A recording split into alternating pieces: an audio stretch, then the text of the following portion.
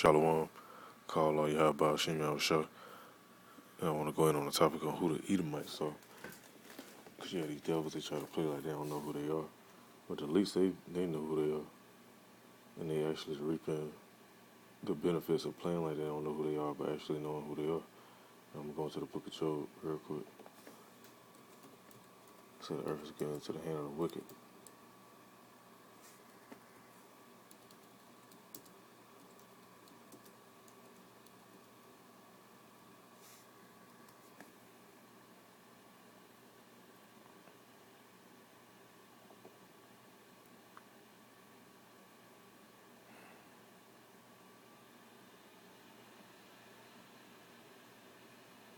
And see, I was just looking at a video, this just triggered something in me. I was just looking at like black nobility and stuff like that, looking at the turn of the dark ages.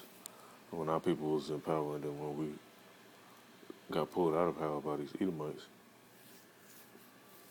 which they try to say it was done away with, but it was never done away with. But it's, hey, according to the book of Obadiah, they will be done away with. Now it says in the book of Job, chapter 9, verse 24, it said, the earth is given into the hand of the wicked. He covered the faces of the judges thereof. If not, where and who is it? And a prime example of covering the faces of the judges. Let me type this in. Let me type in the word Jesus.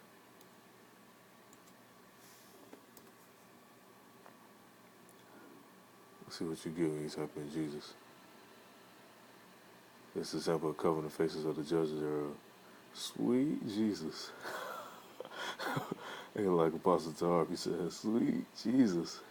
That's what you get, man. Man, hey, the Lord ain't look like this back then. Especially dwelling over there in Israel. As hot as it get over there, 100 degrees plus. At least 110 degrees plus over there. This one how the Lord look, man. It's a fucking joke. Man, it's blasphemy. This is an example of them covering the faces of the judges thereof. Now, when you look at this image and you look at, what's the guy name?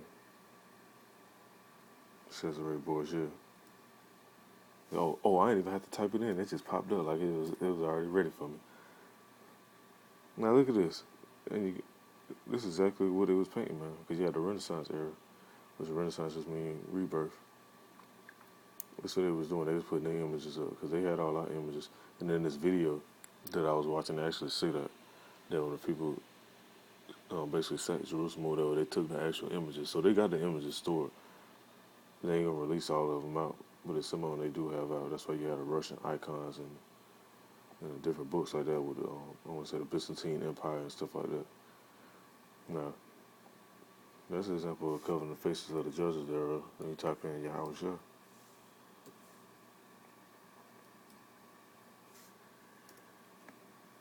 Which is how you say the Lord's name in the Hebrew tongue. You get these images. Scripture's clear as day and talk about the Lord wearing a golden girdle and his arms looking like polished brass, feet looking like brass that was burned in a furnace. It's plain as day, man. You can't get around it, even though they try to get around. And then when you bring it out, hey, let me go to them scriptures. When you bring it out, they try to say, "Oh, well, color don't matter. Why does it matter? It's for truth's sake." If somebody mention a story about you and you're a brown skinned man and they call you a damn white man, you ain't gonna want nobody to tell that damn story like that because you're gonna be like, hey, that ain't how I look. Let me see. I want to say it's in the book of Daniel, Isaiah, one of them.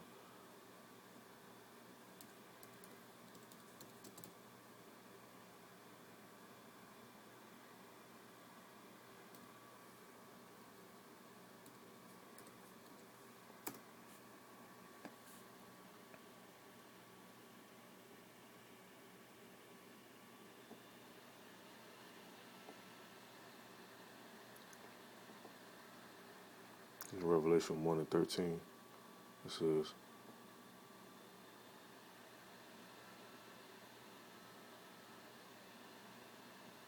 and in the midst of the seven candlesticks, one like unto the Son of Man, clothed with a garment down to the foot, and girded by the paps with a golden girdle. Now, you ever notice Let me pull this sweet Jesus picture back up. You ever notice he don't have that golden girdle on?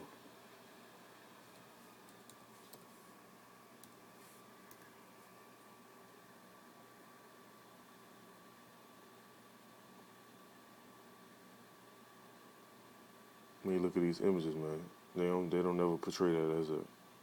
They never put that on there. They put like a little rope or some string or something like. Let me see if I can find one that actually got it on there. Okay, here go one right here. There you go. But when you read the script, though, it says you had a golden girdle on and a garment down to the foot. Now, they do have a garment without the fringes, I might add.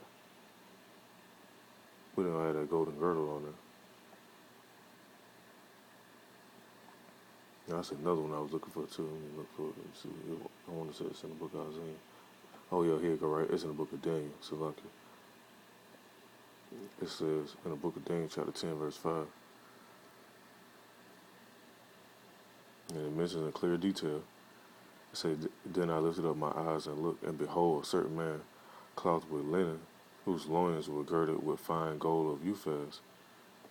I was, hey, what the gold at? I don't see it on here. What the gold at on sweet baby Jesus? They wildin', man. But hey, well, our people, they be so blind, man. They don't need to be researching none of this. They don't look up no words. They don't look into the detail.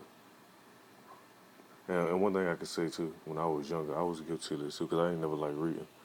But now I stay reading something. I stay looking into the details of everything.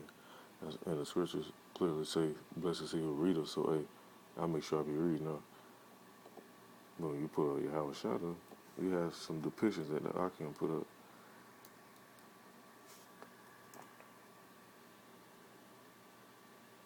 Oh, they go that golden girdle on there.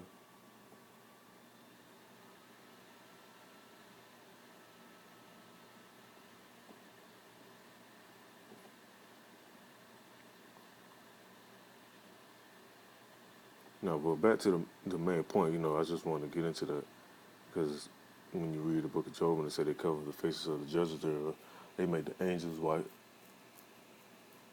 which they not. They make, who else they make? They make the Most High Yahweh. They make him a so-called Edomite, which he's not. First of all, Obadiah, I'm gonna go into it even more in detail.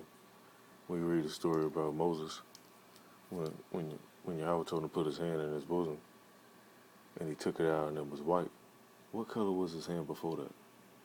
When Miriam was cursed with leprosy, and she was turned white, what color was she before that? It's plain as day, man. You can't make this stuff up. Now, back to the Edomites and who they are. Well, let me pull this other scripture real quick, the border of wickedness. I want to say it's in the book of Malachi, if I ain't mistaken.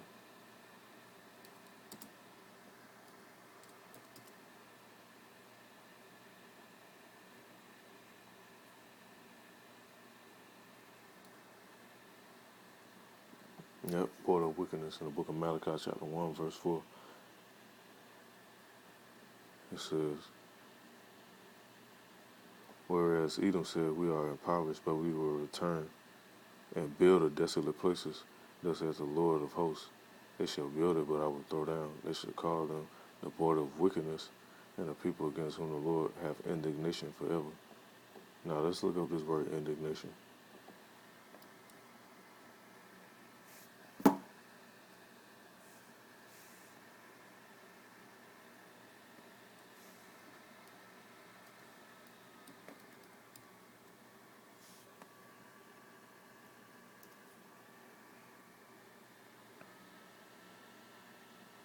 It says anger or annoyance provoked by what is perceived as unfair treatment, and it goes into it even more. Go into it some more.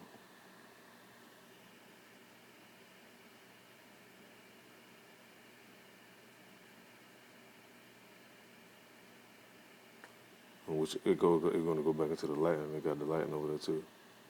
Indignatio or indignati. Now, let me go down even further into it. because they got more definitions when it actually mean. It means that, you can have multiple meanings of the definition. It ain't just that one definition. It says it may also refer to the morally right or justifiable decision or action, or to an action which arises from an outraged sense of justice or morality.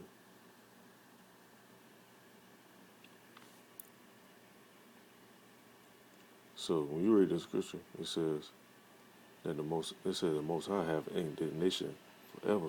So just because he got these devils in power right now, hey, that don't mean he cool with it. It actually hurt the Lord to put these heathens above us, but that was part of our punishment. And that punishment is getting pulled up off us. Like when you have a kid and you put them on punishment, then you slowly start letting them get some of their stuff back. You let them get the game back, maybe their little cell phone. Let them get the TV back and stuff like that. Let them go outside eventually. Then you give them everything back. Hey, the same way with the Most High, but on a more grander scale. Now I'm going to go into this and I'm going to let this video play. Now I'm going to post this link. I'm going to show you so you can see right here. Let's see. My camera a little blurry.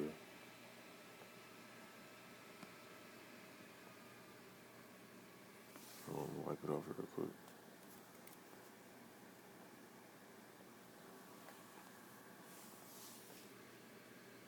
I'm just shorting it so you can see it. But I'm going to post a link too once I get done making this video. Now I said the Edomites, which I was just online looking up stuff after I seen this video, and the guy was talking about Edomites and who they are and all this other different stuff, and they don't exist no more. They was done away with. Now it says Edomites, Iron Age kingdom directly south of the Dead Sea, situated in modern Jordan and Israel. In Greek, it's called Idumea, and also it's called Idolwam. Now it says the word Edom means red. Now, when people get their names, let me refresh this. When people get their names, it's based off how they look, or like a nomen or whatever. For example, like Jacob. Jacob got the name, which is Jacob in the Hebrew, for being a supplanter. Now, if you know anything about our people and you really pay attention, our people, the main ones, is always talking about finessing something, getting over on somebody. That's basically what supplanting means. And I'm going to go into that definition too. Let's see, supplanter.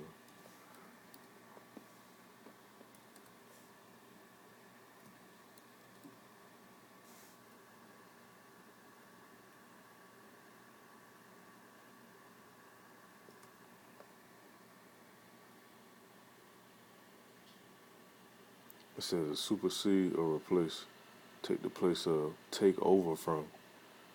It says undermine, override, oust, usurp, overthrow, remove, topple, unseat, dispose, dethrone, eject, dispel, succeed, come after, step into the shoes of, fill someone's boots, crowd out, defenestrate.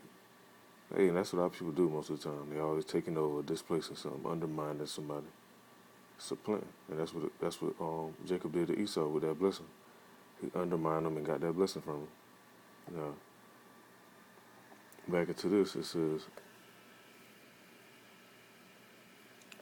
means red. And you talk about Esau, who to this day still got that red skin tone. I ain't got to say what it is, It says a reference to the colors of, which they put this in here just for misinformation.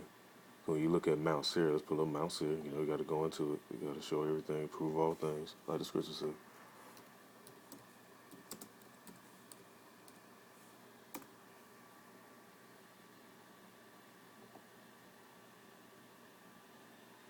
Now you look at Mount Seir. They have a clayish, like a clay, more of like a light brown looking. There ain't no damn red. They try to put it on here talking about, oh, it's because it's red. Which you do have clay that look red, but that's not no red clay. It's more of a derivative of a brown, or what they would call ruddy.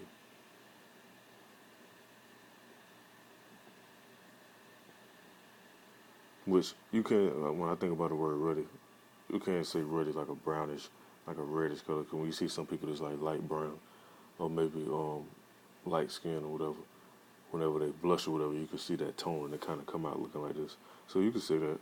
But that's not the real reason why um, Edom get their name from that. It's because when you read into the scriptures, I'm gonna go back into it in the book of Genesis. It say it came out red like a hairy garment.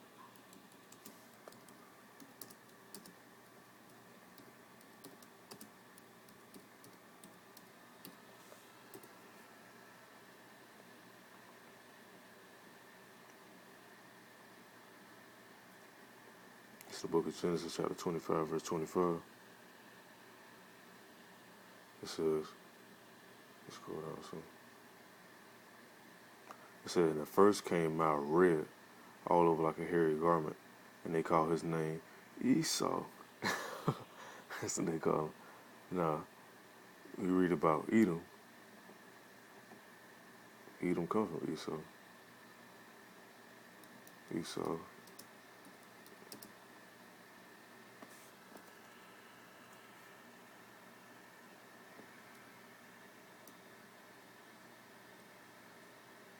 Esau is Edom. And hey, these people were never done away with, man. And hey, and I don't blame these guys. I wouldn't want to be Esau either. I wouldn't want to be no damn Edomite.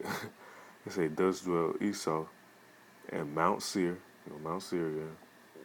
That's why you had the little stuff with the caveman. Here go the caves right here. And when you look at Rome, that's why I want to get into this, because in this right here, they go down into it, and it says in this article that the Romans, not the Edomites, but we finna clear this up real quick. Now, if you look at this structure right here, I'm gonna go pull up another one.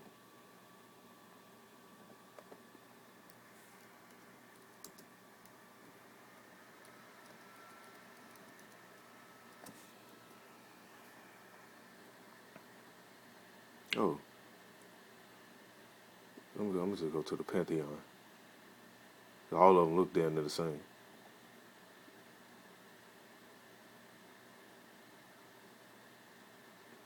Hold this picture up. Oh, man, that looks just like Mount Seir right there. Hold up. For a minute, I thought I still had it on the Mount Seir picture. Let me make sure this ain't Mount. Oh, okay, there go Mount Seir right there. That looks just like it. Now, when you go back into the book of Genesis, it says, So Esau dwelt in Mount Seir. Esau is Edom. Now, I'm going to read more into this article right here and go into it. It says that the name was already used for a recognizable political unit in the Bronze Age can be deducted from the Egyptian text. A document has been quoted to prove this. Oh, and before I go on, hey, whoever watched this, brace yourself a little bit, because this might be a little long, because I want to get into the meat in this right here. There's a lot of meat in this and in this video I want to play. And it says a document that has been quoted to prove this is the 14th century Amarna letter number 256, which indeed refers to an Udumu. It said the identification with Edom, however, is almost certainly incorrect. The town of Udumu appears to have been east of Lake Galilee. There is less doubt about a reference to the Sassu nomads of Edom, who during the reign of Merenpa were allowed to enter in the kingdom of Nile. These nomads are mentioned in several of the texts, which do not specifically connect them to Esau, which is false. Now let's look at the word nomad, and we're just going to break down the words, because the words tell you exactly who it is. Nomad definition. That's why it's key to look at these words.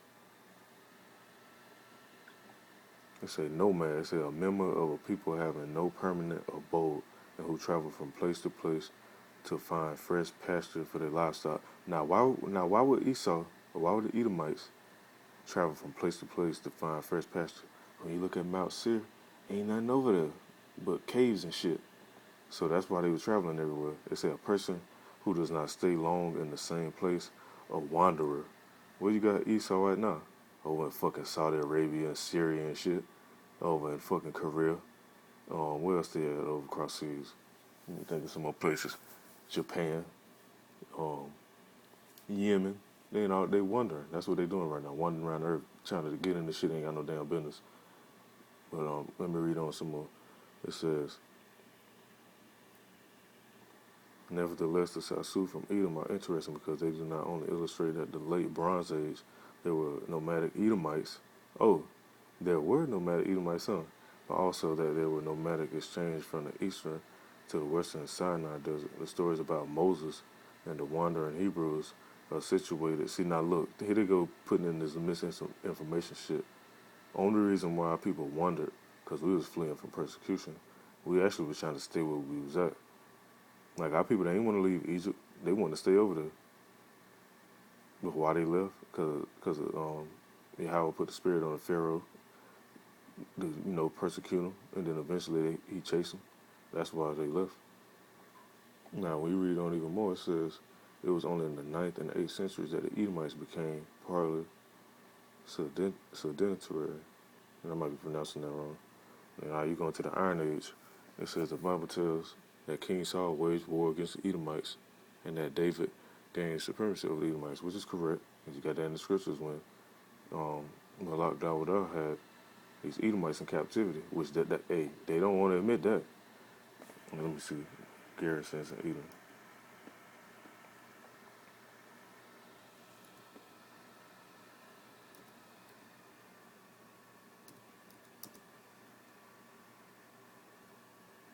Oh, here you go, right here.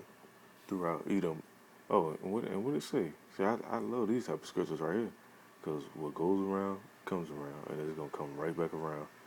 And it says in the book of 2 Samuel 8:14, it says, and David made a name for himself when he returned from striking down 18,000 Edomites in the valley of Salt.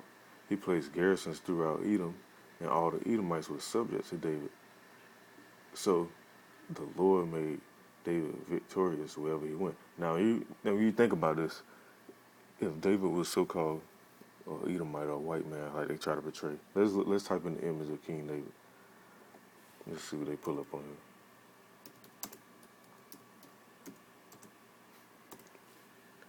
Why would he make all them subject to him? This another form of them covering the faces of the judges thereof. Man, Malak Dawadah ain't look like this. Matter of fact, I know this one girl from Israel, a dark-skinned sister, that actually lived over in Israel. Her family members, they had some of the actual images that she showed me some of, and I was like, okay, that's raw right there. Like, I see why they put certain stuff out like this, because that seeing those images empowering, it'll trigger some in your mind and let you know, like, hey, man, I can be like this. Matter of fact, we was like this. But, hey, this wasn't the man that was going around. You hear the story when it say Saul killed thousands and David tens of thousands. This wasn't the guy going around doing this.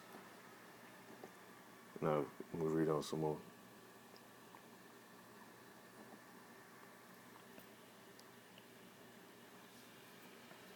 And another thing, when you read about his son Solomon, now when he say black and comely, what you think his father was? But let me pull that scripture up. Pull that up real quick.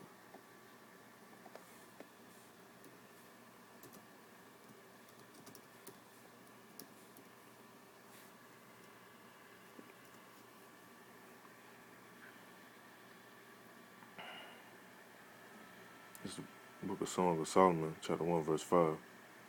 It says, I am black but comely, O ye daughters of Jerusalem, as the tents of Kedar, as the curtains of Solomon. And when you look at the tents of Kedar, let me pull this up, tents of Kedar.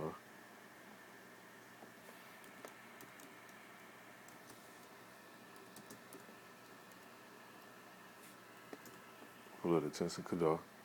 Look how dark these tents is. Ain't no Edomite looking like no King Solomon. Not from no line of Judah. Look at these tents, man. It's plain as day, but that's why you gotta read, man. Scriptures say you do err not knowing the scriptures or know the power of Yahweh. So if you don't know these scripts, man, Pastor Pochop can tell you that, hey, everybody we supposed to be together. But the scriptures say completely different. It say you're a holy nation. But let me pull that up. It say above all people, above all nations.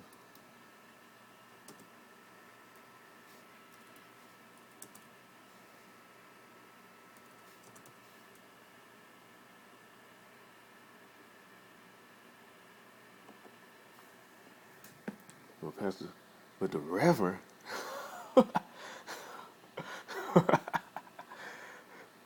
I used to joke with this one guy, dude, man. And we be talking about that. That's what made me think about it. And we'd be like, not the Reverend. No, it's in the book of Deuteronomy, chapter 26, verse 19. It says, "And today the Lord has proclaimed that you are his people and treasured possession. He promised that you are to keep his commandments. And he that will set you on high in praise and in name and honor above all nations." Not everybody hanging out and being buddy. It said above all nations he has made, and that you will be a holy people to the Lord, your power as he has promised. And that's gonna happen again, man. Now we mixed amongst all these heathens and all this other shit right now. That shit ain't gonna stay like that. The only time these heathens gonna come around once we get back on top is to come pay tribute and pay their taxes. Like they be making our people do all that shit, pay taxes. Let me pull this up too. I ain't just speaking this stuff. It said gates should be open continually.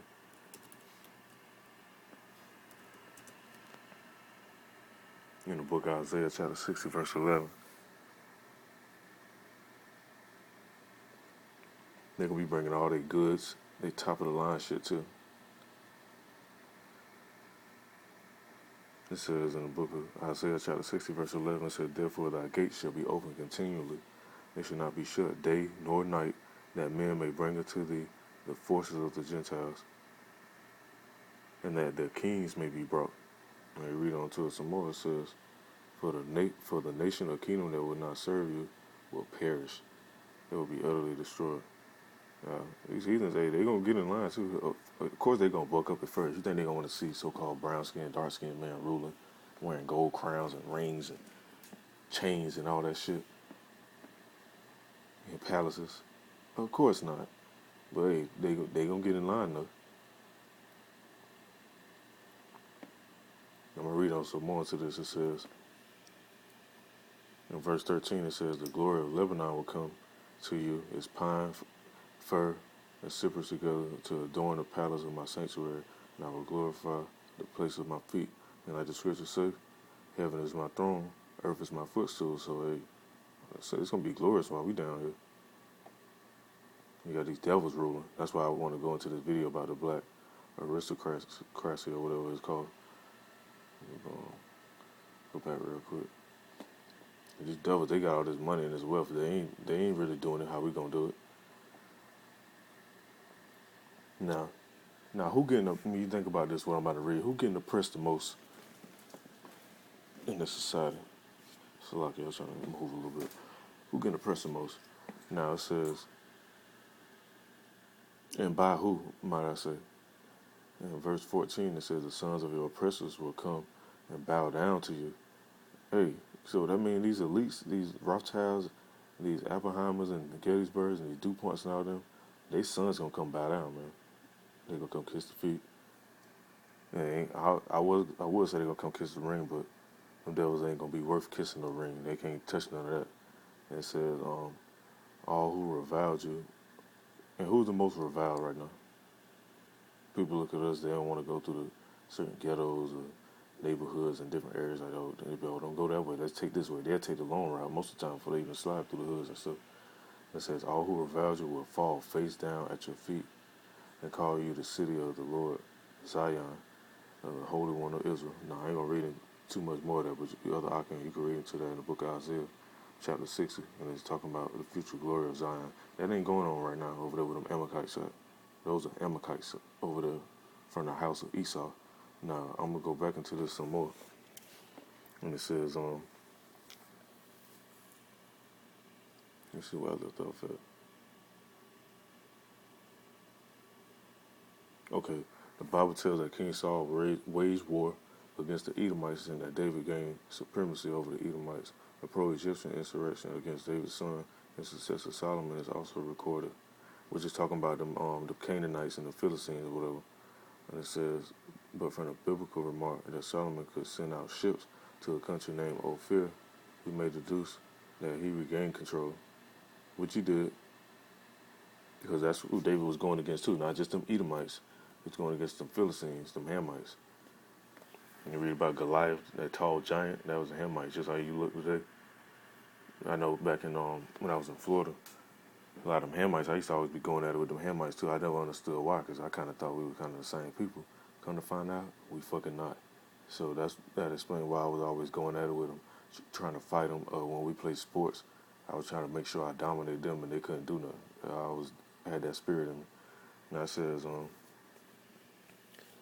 reading on, it says, it is only during the reign of Jeroboam that Edom is mentioned as anonymous, but the kings of Judah did not accept his independence. For instance, King Amaziah attacked and defeated the Edomites, which is them Indians, them dot heads over there, say who appeared to have been defeated by the Moabites as well.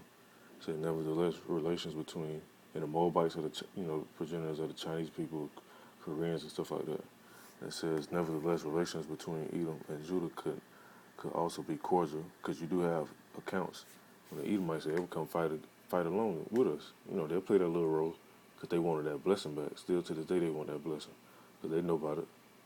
They say the genealogies include in Genesis suggest that the authors of this part of the Bible believe that Edomites and Israelites were closer related than Israelites and Ammonites, which is true, because when you look at Israel and Edom, Esau, which Esau is Edom, like I say, we came out simultaneously.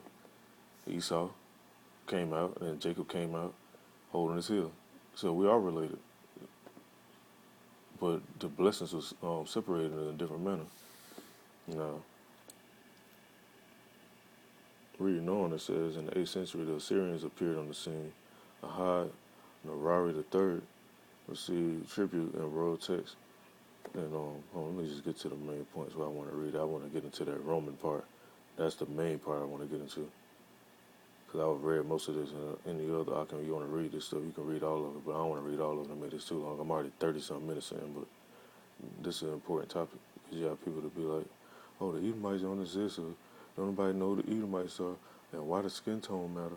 Well, hey, like when you're reading back up here, they say the word Edom means red. Why would they be called red? Because they look red, that's why. Going down some more, you go into the Hellenistic age. Let's see. Yeah, this is what I want to get to. Now it says, it seems that many Edomites moved to the newly acquired land in the northern Negev. Why? Because they was nomadic. It said because in the Hellenistic age, which starts with the conquest of Alexander the Great, because they try to say Alexander the Great wasn't no Edomite. Well, he's an Edomite. It says the name Idumea refers to the Negev. The new capital was Hebron. Other towns were Marissa and Bassur. The Edomite homeland had been taken over by the Nabateans, who repelled Greek attacks. It says, as long as the Ptolemies, descendants of Alexander, General Ptolemy I Soter, controlled this area, the situation remained quiet, but they lost their Asian possessions to the Seleucids after the Fifth Syrian War. Say the Jews revolted, not the Jewish. The Jews revolted against their overlords, the Maccabean revolt. And why did they revolt? Because our people always did that. You hear them stories about Nat Turner and stuff. That's when you read the Maccabean revolt. That sounds like a Nat Turner story when you really read into it. It says, and their leader Judas invaded Idumea. Oh, but they the same people though, right? Wrong. They're not the same people. Judas was actually a Levite, even though they classified the Levites, the Benjamites, and the Jews all Jews. They still had the tribe of Benjamin, Levi, and Judah. That's just what they call all of them, because we look the same. Just like today, when you look at people from the islands, you go down to Jamaica, or you go to Bahamas, St. Croix, Barbados, Haiti. We all look alike. Same skin tones, just talk different. That's all. It says subdued the Idumeans and forcibly converted them to Judaism. It said Idumeans were at first not accepted as Jews. King Herod the Great, who had an Idumean father. Oh, so Herod, see, they don't want to admit Alexander. The reason why they don't want to do that, because they try to take scriptures out of the King James 1611 version, which they made it the Apocrypha. They don't want people to know that actually Alexander the Great was actually Edomite as well. But back to what I was reading, it says King Herod the Great, who had an Idumean father and a Nabatean mother, was not really considered to be a king of the Jews, although this had to do with his pro-Roman policies, back to that Rome stuff, after the death of his successor, Herod Archelaus. It said the kingdom was annexed in Idumea and was now part of the Roman province, Judea. It said if ethnic divisions still existed, they slowly disappeared, and during the Great War against the Romans that broke out in 66-67, the Idumeans fought with the Jews, which they did. Why? Because they knew what we were supposed to get. They wanted to get it too. So their leader, Simon Bar Jehovah, was one of the Jewish generals during the siege of Jerusalem. Now, here they go with this bullshit right here. This is the bullshit I want to pull up. It said after this war, Idumea disappears from our sources as an independent political unit. However, in rabbinical sources, the word Edom was a code name for Rome. This is a consequence of the following lines from Numbers, and they go into the scriptures and all that different stuff. It says, I see him, but not now. I behold him, but not near. A star shall come out of Jacob, and the scepter will rise out of Israel. It shall crush the foreheads of Moab and break down all the sons of Sheth. Edom shall be disposed. And when you read into the book of Obadiah, it goes into that as well. But Edom still roam around today. These Edomites, they still roam around today. And you go out, you see that police officer that's giving you that look. That's a damn Edomite. Now I'm gonna go into this video right here, and I'm gonna let this play a little bit. Aristocracy of Europe smacks of conspiracy theory, but this is not a myth.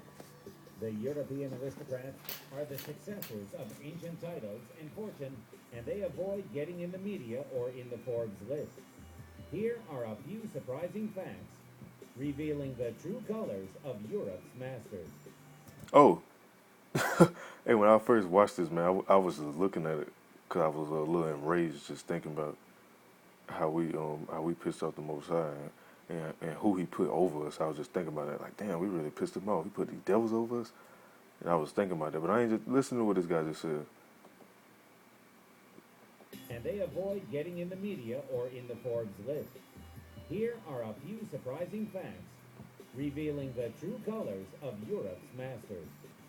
The true, hold on, let me pause The that. last names of the richest. The true color, hey, and that's why it's mentioned. It's mentioned in the scriptures. When you read the book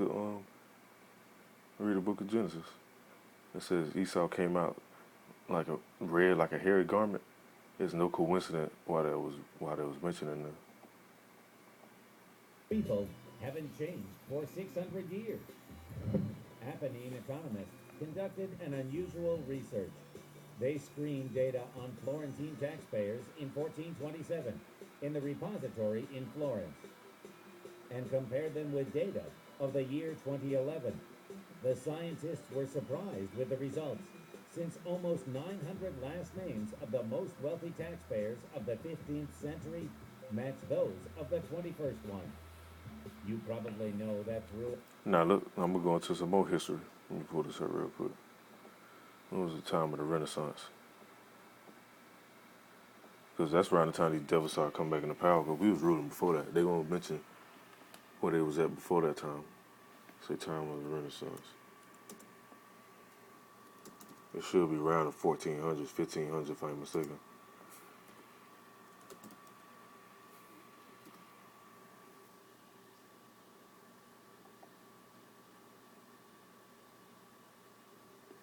Let's say the Renaissance was a fervent period of European cultural, artistic, political, and economic rebirth.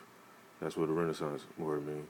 Following the Middle Ages, which is really the Dark Ages. It's generally described as taking place from the 14th century to the 17th century. The Renaissance promoted the rediscovery of classical philosophy, literature, and art. Now, why was they doing all this stuff with the art? Because they was doing iconoclasm. Let me type that in. Hold on, let me go back to it. Hey man, and them while I'm looking this up, iconoclasm. Them seminary schools and theological schools, they don't teach this stuff, man. The most I gotta put a spirit on you to know this stuff. I really was about to go to sleep. I was like, you know what, I'm finna look up something real quick, make another video. Now you look at these images. You go form iconoclasm right here. Them trying to whiten out the images, picking at it and shit like that, lighten it up. And they try to, oh, it's over. It's due to aging and all that stuff. The meaning of iconoclasm, taking the faces off and shit like that. Why would they do something like that? Because they know who was actually ruling in them times. Breaking the noses off. That's one of their main things they love to do. Break the nose off. Break the head of the statue so you don't know exactly how the hair look. Did you hear the guy? Hey, he said it clear as day when they start ruling. Throughout all of the 20th century, writers were coming back to the subject of the aristocracy breakdown and falling of old money over and over again. They wrote poetry and novels about the devastation of noblemen. A modern European sees an aristocrat as an old weirdo, hardly heating a couple of rooms in the almost destroyed patrimonial castle with a leaking roof. Suddenly, it turned out that the noble aristocratic families got over all social cataclysms. Despite of the world wars and revolutions, they managed to keep and increase their large, uncountable fortune. The Cavdor Dukes, mentioned by Shakespeare in Macbeth, keep living in the patrimonial castle. The German princes of Fürstenberg, originating in the 13th century, also live in the family residences such as castles and extremely expensive palaces. And the legendary dynasty of the Schwarzenberg owns the whole dozen of castles and palaces. Their most effective real estate is the huge palace in the Vienna city center. A third of all British land is owned by the black aristocracy. The Westminster Duke possesses a part of the well-known districts of London, such as Mayfair and Belgravia. The central part of the British capital, i.e. Cadogan Square, Sloane Street, and King's Road, belongs to the Cadogan Count. Baroness Howard de Walden owns Harley Street and the Marylebone High Street, which are the prestigious London streets. All premises located in these areas are leased for the biggest rent in the world. It is almost impossible to buy a house built by the owner, because even for hundreds of millions of dollars, you can buy only the rent for a period of 35 years. At the same time, the buyer annually pays extra fees to the owner. The European nobility is rarely included in the Forbes list. Let's see, you hear about all these celebrities and the Forbes and these politicians and the president and shit like that. They don't run shit. This who run the shit. People always like, oh, fuck Donald Trump and all. Man, hey, yeah, fuck Donald Trump, but who really pulling his strings, man? You gotta look deeper than that. Stop being fucking simple. Why so? Apparently, lucky heirs don't want other people to know about family relics kept in their houses. Hey, and they don't want nobody to know this stuff, but the jig is up. Like the scripture say, the Lord gonna cause their own tongues to fall upon them. And you know what's crazy about this video? They got another Edomite exposing this damn Edomite. Baby, let me pull that scripture up. Should cause their tongues to fall upon them. Pull that up real quick.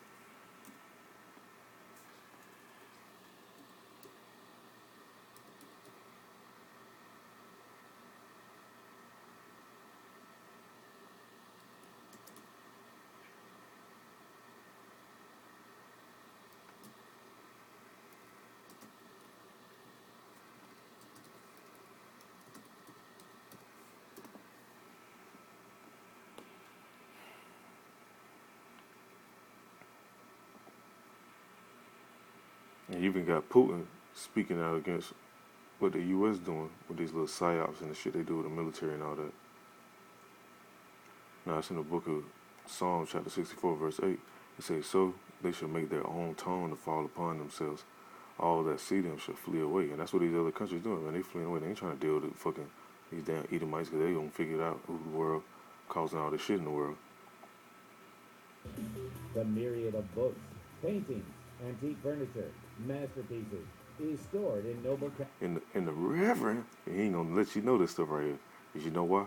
Because he worked for the niggas that's doing all this stuff. castles and palaces. It is impossible to count their total value, even approximately. Everyone can see how much Gates and Zuckerberg's assets cost. The property of aristocracy acquired throughout the centuries is safely hidden from strangers' eyes. For example, Englishmen have been trying for a long time to find out what land Edward William Fitzalan Howard, the 18th Duke of Norfolk, possesses. The Duke modestly says, "Yes, I am engaged in farming a little."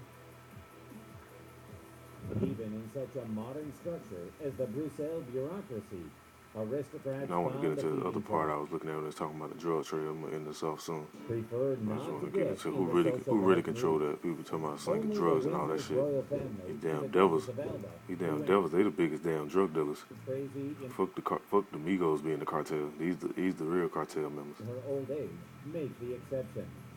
This modesty isn't unreasonable.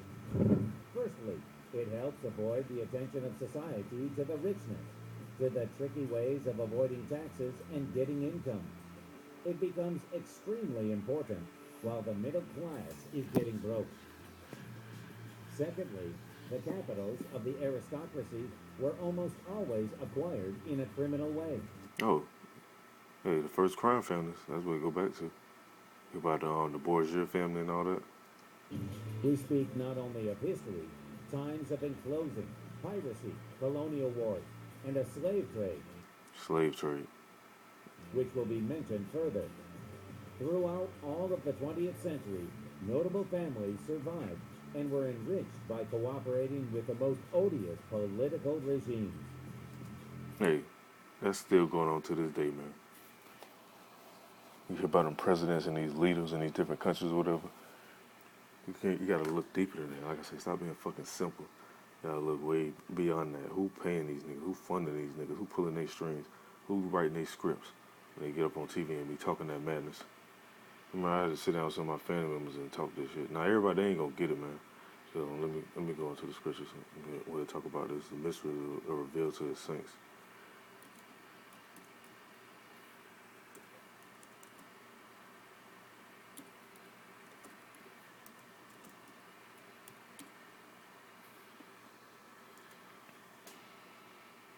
Cause this is a mystery to some people. I ask certain people too, just to fuck with them. Like, hey, you know what the Rothschilds is, and you know the Rockefeller and stuff like that. They be like, nah, who is that? And I'm like, damn, this shit wild as fuck. This shit really a mystery to these niggas. Now, in the book of Colossians, chapter 1, verse 26, and of course I enlighten them. You know, I don't look down on nobody for not knowing stuff. I try to enlighten them. Now, if you continue to be ignorant, that's your ass. Now it says, even the mystery which have been hid from ages and from generations, but now is made manifest to his saints. And that's why certain men know all this information and can quote these scriptures and spit them out. You know, a lot of this stuff I already know off rip. I just pull it up for edification's sake so people can look and they'll know what to reference it to and know what to go back to. But this has been a mystery though. Like, who in the world do this stuff? Like, who running the scene? Who behind the scenes? Princes Borghese and Torlonia supported Benito Mussolini, the Duke of Alba, officially presented Francisco Franco in London during the Second World War. Thyssen-Bornemis's baron profited from cooperation with the Third Reich, and his daughter, the Countess Margate, welcomed SS men in the castle and threw parties for them.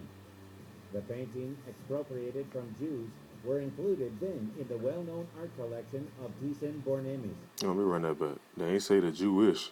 They say from the Jews. Because when they captured a lot of our people, like our people do to this day, we take a lot of pictures. We have paintings and stuff around. A lot of art. Our people are real artistic and creative. So we had a lot of that stuff laying around. You know, they still got that stuff to this day. That's why they had the Russian icons and different stuff like that. And then they try to lighten up the images and make them white. Or they'll get one of them painters they hire to repaint the shit. And that's what they do. Jews were included then in the well-known art collection of Thyssen-Bornemis. Well, that was the bloody 20th century. But maybe European aristocrats of earlier centuries were more noble. Let's take a closer look at England. And if you want to look into another thing for your other outcome, is like the study and research stuff, look up where the Nobel Peace Prize originates from. Because it's no coincidence after they go bomb and do some shit, and they give somebody the Nobel Peace Prize and all that. The actual guy, I forgot his first name, but let me pull it up real quick. Pull up his name.